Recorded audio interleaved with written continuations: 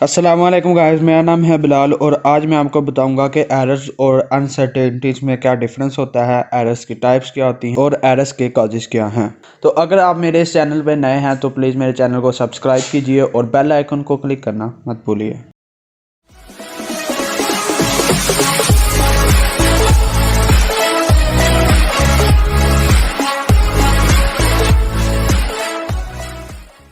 Difference between errors and uncertainties. तो error क्या होता है? The difference between measured value and the non actual value, उसको हम एरर कहते हैं। इसकी मिसाल मैं इस तरह देता हूं कि आपके पास, आपको पता है कि जी की जो एक्चुअल वैल्यू होती है वो 9.8 मीटर पर सेकंड स्क्वायर है। ये हमने कैलकुलेट की हुई है, ये एक्चुअल वैल्यू होती है। लेकिन जब आप लोग लैब में एक्सपेरिमेंट करते हो तो कुछ वजूहात की बिना पर ये जो आप वैल्यू है एक्यूरेट नहीं निकाल पाते और वो 9.4 आती है या फिर 9.6, 9.7, 9.3 मीटर पर सेकंड स्क्वायर। ठीक है, तो ये है आपकी मेजर्ड वैल्यूज़। और एरर होता है एक्चुअल वैल्यू में से मेजर्ड वैल्यू को माइनस कर देना।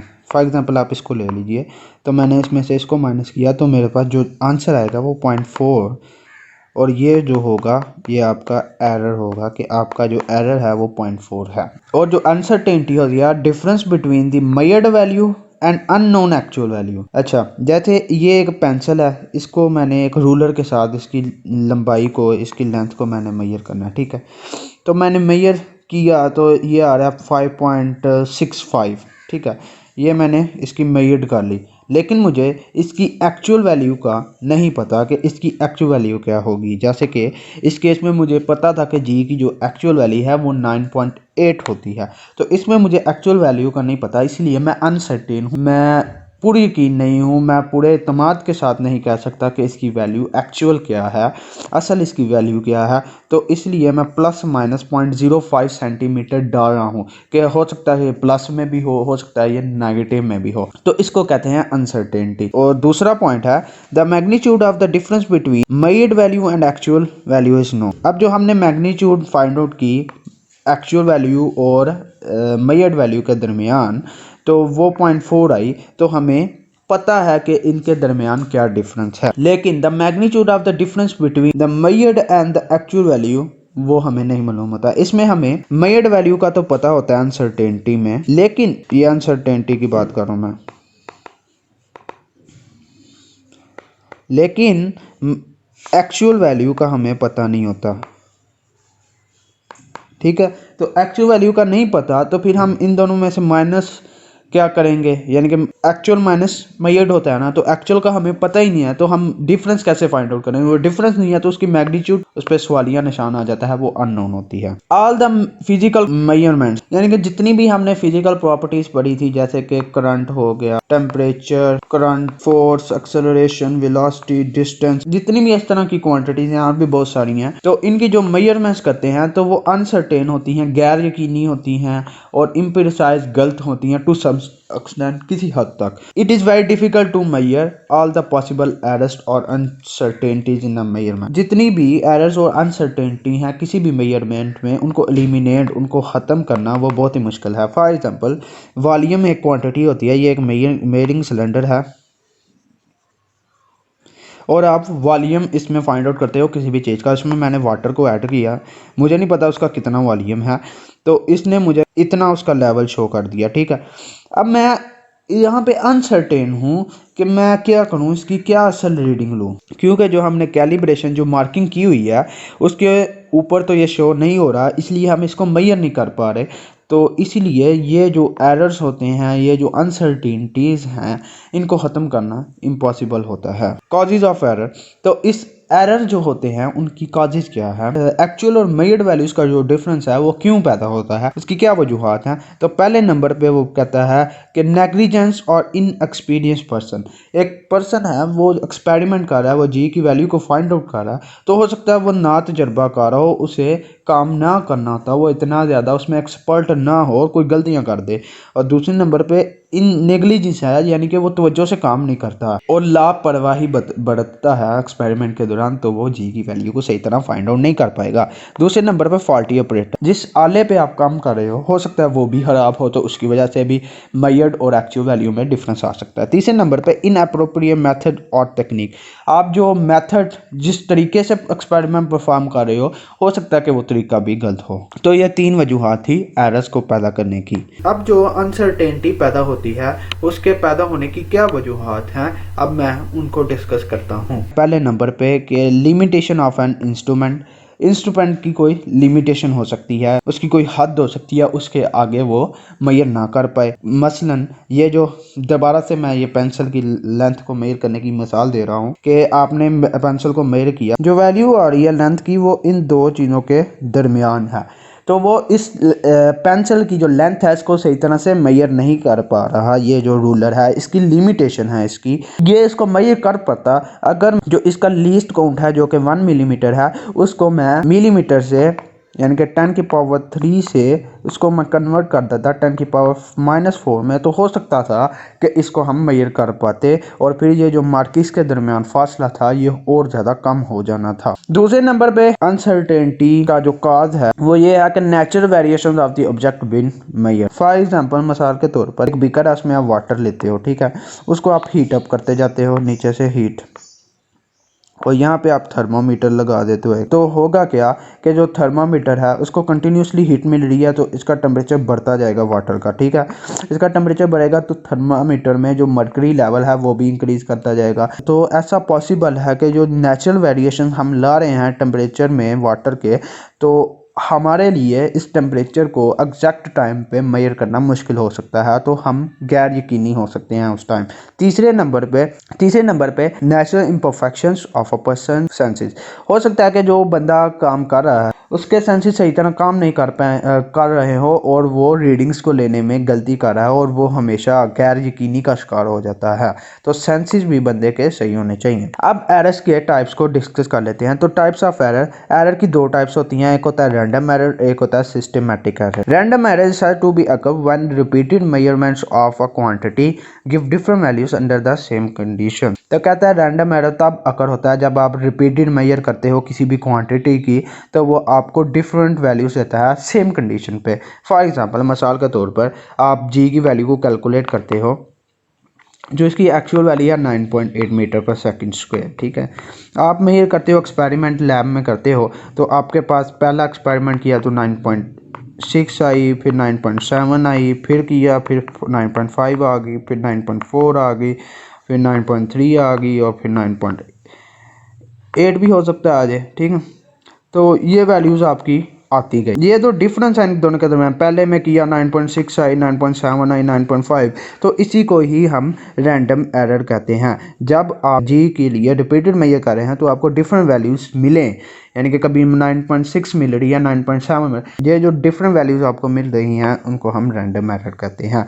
तो रैंडम एरर्स की क्या वजूहात है, उसकी कोई एग्जैक्ट काजेज नहीं है, वो अननोन काजेज हैं जिनका हमें पता नहीं होता। तो इसकी रेमेडी क्या है, इसको हम कैसे ठीक कर सकते हैं। Repeating measurement several times and taking an average can reduce the effect of random error. तो कहता है कि आप मेजरमेंट्स को रिपीट करते रहें कई बार एंड टेकिंग एन एवरेज और एवरेज ले लें, तो इससे आपका जो रैंडम एरर है वो कम हो सकता है। फॉर एग्जांपल जैसे कि एवरेज मैंने लेनी, इसकी एवरेज ले लेता हूँ, जो भी मेरी वैल्यूज़ आई थी 9.6, 9.7, 9.5, 9.4, 9.3 और 9.8, ये टोटल कितनी है, 1 2 3 4 5 6 और 6 से डिवाइड कर दिया और इनकी एवरेज ले लेता हूँ, तो ये इसका जो आंसर आएगा वो आएगा 9.55। तो आप एवरेज लेस के रैंडम एरर के इफेक्ट को कम कर सकते हैं। सिस्टमैटिक एरर के लिए मैं आपको एक मिसाल देना चाहता हूँ। आपके पास एक वे बैलेंस है जिस पे आप किसी भी बंदे का, किसी भी इंसान का वजन करते हो, ठीक है। उस इंसान को मैंने कह दिया एक इंसान ए है, एक पी है और एक का नाम सी है, ठीक है। अब ये जो मेरे पास वे बैलेंस है, ये वाला, ये जो कह सकते हो ये जो नीडल है, ये जो स्टार्टिंग में वजन शो कर रही थी जब इसके ऊपर कोई भी इंसान नहीं था, वो था 0.5 kg। स्टार्टिंग पे इसकी जो वैल्यू शो हो रही थी 0.5 kg, ठीक है, अनिशा। जब इस पे कोई बंदे ने आगे वज़न किया, ए बंदे ने किया, तो उसका वज़न इसने शो किया 80.5, बी का किया 65 और सी का कर दिया 90 कर दिया, ठीक है। लेकिन असल में ये स्टार्ट हो रही है 0.5 kg से, ठीक है, और 0.5 से ये 80.5 पे गई है, ठीक है। तो असल में जो वज़न बनेगा वो होगा फाइनल माइनस इनिशियल, जो कि 80 आएगा। ये एक्चुअल वेट होगा उस बंदे का ए का, क्योंकि ये ज़ीरो से स्टार्ट नहीं हो रही, ये 0.5 से स्टार्ट हो रही है। तो हमें इस 0.5 को माइनस करना पड़ेगा ताकि हम असल वज़न तक पहुंच सके। और इसी तरह 60.65 है तो इसमें से 0.5 को निकालना पड़ेगा और 64.5 एक्चुअल वेट आएगा। और इसी तरह इसमें 90 में से करेंगे तो 89.5 आएगा, ठीक है। ये एक्चुअल वेट है, और एक्चुअल में से अगर मैयट को निकाल दें तो वो 0.5 आएगा, 0.5 और यहाँ पे भी 0.5। तो डिफरेंस हर एक में आ रहा है 0.5 का, यानी कि एरर आ रहा है 0.5 का। सिस्टमैटिक, अब मैं आपको सिस्टमैटिक एरर की डेफिनेशन बताता हूँ। Systematic error refers to an effect, ये एक ऐसा इफेक्ट है that influences all measurements of a particular quantity equally. तो वो कहता है कि कोई भी पार्टिकुलर क्वांटिटी, जैसे कि यहाँ इस केस में मैं वेट को ले रहा हूँ, वेट को अगर मैं मेजर कर रहा हूँ यहाँ पे, तो हर एक केस में आप देख लीजिए कि जो एरर आ रहा है 0.5, तो इक्वली कर रहा है हर एक मेजरमेंट को इन्फ्लुएंस, हर एक मेजरमेंट जो कि एक्चुअल तो 80 थी लेकिन 80.5 शो कर रहा है आपका इंस्ट्रूमेंट, तो हर एक में एरर 0.5 आ रहा है, तो हर एक को इक्वली वो इन्फ्लुएंस कर रहा है, हर एक पे इक्वली असर अंदाज हो रहा है। इस तरह को जो एरर होता है उसको हम सिस्टमैटिक एरर कहते हैं।